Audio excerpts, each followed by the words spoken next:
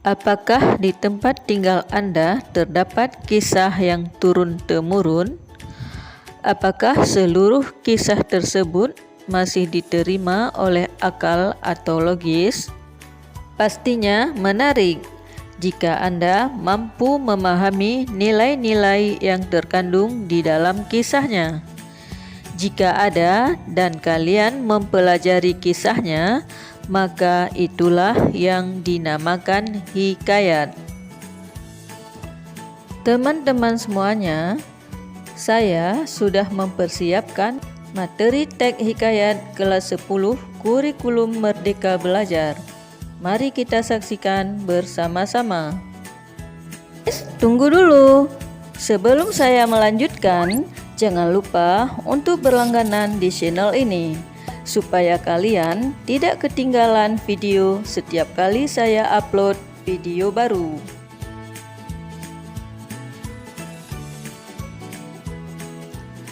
Hikayat berasal dari bahasa Arab haka, yang maknanya adalah menceritakan, menirukan, mewartakan, menyerupai, berkata, meneruskan, dan melukiskan. Hikayat merupakan karya sastra lama Melayu berbentuk proses yang berisi cerita, undang-undang, dan silsilah bersifat rekaan, keagamaan, historis, biografis, dan sifat lainnya. Hikayat adalah sastra lama yang ditulis dalam bahasa Melayu. Sebagian besar ceritanya bersifat istana sentris atau seputar kerajaan, dan bentuk penulisannya berupa prosa yang panjang.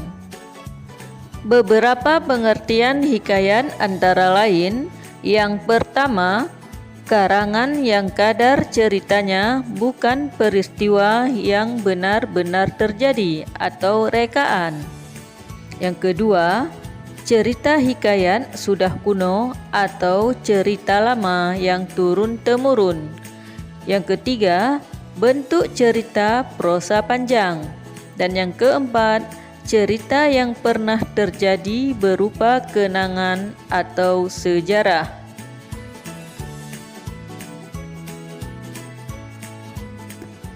Kita sering mendengar kisah tentang kerajaan dari nenek-nenek sebelum tidur atau menjelang senja sebelum berjamaah salat maghrib.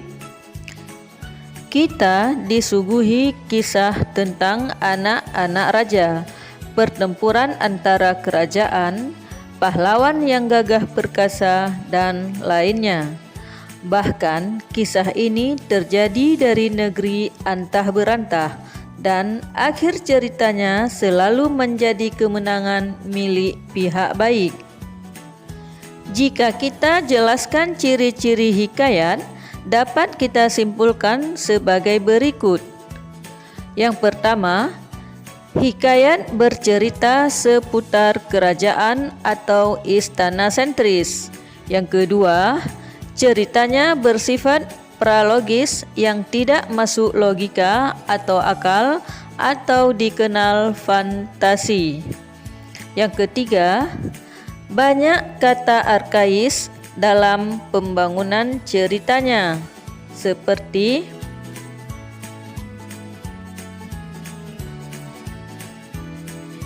empat, anonim atau tidak dikenal nama penulisnya. Yang kelima, banyak berkisah petualangan, pertempuran, dan tokohnya adalah raja atau sosok mulia. Dan yang keenam adalah ditokohkan secara jelas sifat hitam putih antara tokoh baik dengan jahat, jelas diceritakan sejak awal. Beberapa nilai-nilai yang terkandung dalam hikayat, yakni nilai moral, budaya, sosial, religius, pendidikan, politik, dan estetika. Agar mudah menganalisis isi teks hikayat yang kita baca, maka perlu untuk mempelajari strukturnya terlebih dahulu. Antara lain, yang pertama, abstraksi. Bagian ini menceritakan gambaran awal sebelum memasuki inti cerita untuk menggiring pembaca menikmati ceritanya. Yang kedua, orientasi. Merupakan salah satu struktur bagian yang terdapat pada teks hikayat yang berisi tentang keterangan waktu, tempat, dan suasana yang terjadi pada cerita tersebut. Pada bagian ini, pembaca mulai merasakan suasana dengan semakin jelas. Dalam komplikasi juga akan didapatkan karakter pada suatu tokoh dengan bermacam-macam keistimewaannya, serta pada munculnya konflik.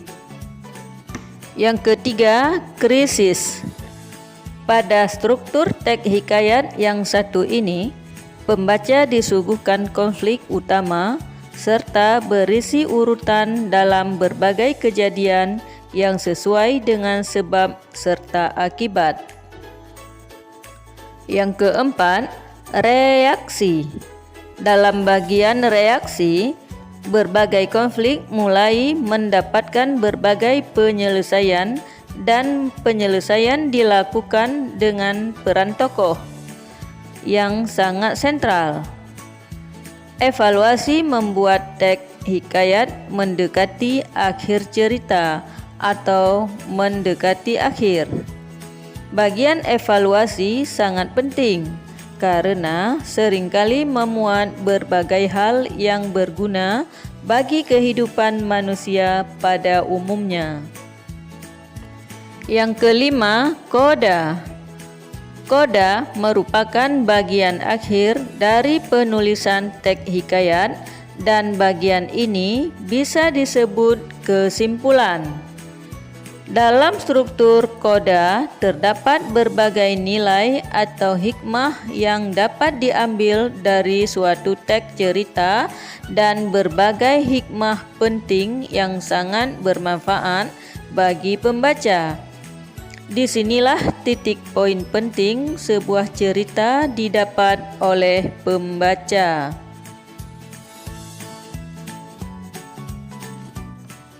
Berbicara tentang bahasa yang digunakan hikayat adalah sama saja kita mempelajari kaidah kebahasaan teks hikayat. Mari kita simak materi berikut ini. Yang pertama, konjungsi temporal. Adanya penghubung yang berkaitan dengan urutan waktu. Konjungsi digunakan untuk menentukan koherensi atau kepaduan makna antar kalimat maupun antar paragraf dalam cerita. Konjungsi ini membantu menyatakan urutan waktu kejadian yang ditandai dengan beberapa penggunaan kata arkais.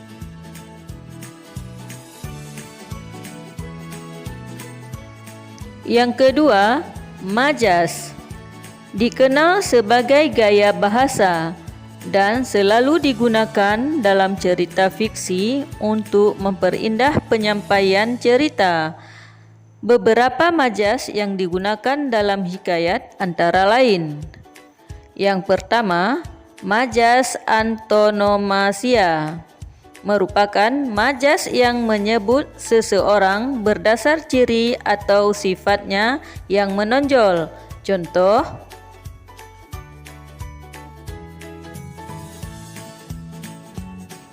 yang kedua, majas personifikasi, yaitu majas yang menyatakan benda mati atau benda hidup, seolah-olah seperti layaknya manusia.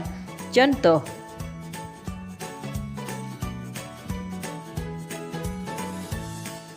yang ketiga, majas simile adalah majas yang membandingkan suatu hal dengan lainnya secara eksplisit menggunakan kata penghubung atau kata pembanding antara lain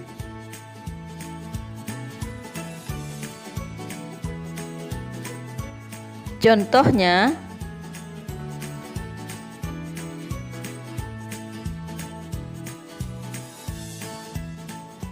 yang keempat, majas metafora, yakni majas yang menggunakan kata atau kelompok kata untuk mewakili hal lain yang bukan sebenarnya, berupa fisik, sifat, ide, atau bentuk lainnya.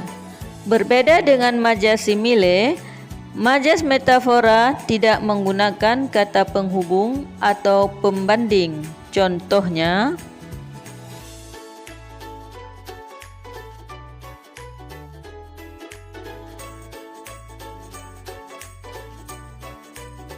yang kelima, majas hiperbola, berupa majas yang bermaksud untuk melebih-lebihkan sesuatu dari yang sebenarnya. Contohnya,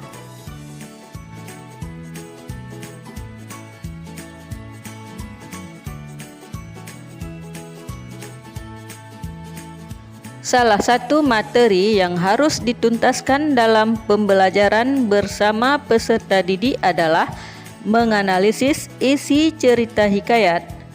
Tujuannya adalah untuk mengetahui tokoh dan karakternya, bagaimana mempelajari alur cerita yang dibangun, menelaah isi pokok cerita, dan melatih peserta didik untuk mampu meneladani contoh-contoh perilaku positif atau nilai didik yang baik.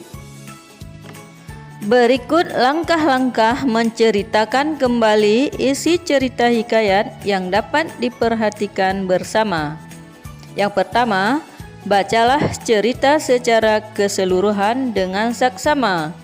Yang kedua, Anda perlu mencatat tokoh dan penokohan dalam cerita tersebut. Yang ketiga, jangan lupa mencatat latar atau setting baik tempat, waktu maupun suasana. Yang keempat, perhatikan pula alur cerita. Biasanya alur cerita hikayat menggunakan alur maju. Yang kelima, mencatat gagasan pokok cerita yang dibaca. Dan yang keenam, mengungkapkan kembali isi cerita rakyat dengan bahasa sendiri. Nah, demikian beberapa materi yang dipelajari dalam video teks hikayat kelas 10 Kurikulum Merdeka Belajar. Cukup sekian dulu. Kita jumpa lagi pada pembahasan materi selanjutnya. Wassalamualaikum warahmatullahi wabarakatuh.